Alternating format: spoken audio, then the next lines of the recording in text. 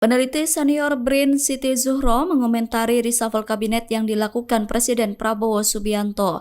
Menurut Siti Zuhro, sikap Prabowo dalam mengganti sejumlah menteri kabinetnya itu merupakan upaya untuk menyingkirkan geng Solo. Sebab sejumlah menteri yang di reshuffle Prabowo merupakan menteri yang pernah menjabat di era kepemimpinan Presiden ke-7 Jokowi. Siti Zuhro mengatakan Prabowo tidak bisa bebas dalam memilih semua menterinya ketika membentuk kabinet. Ia menilai banyak menteri Prabowo yang masih terkait dengan pemerintah era Jokowi atau yang kerap disebut dengan geng Solo.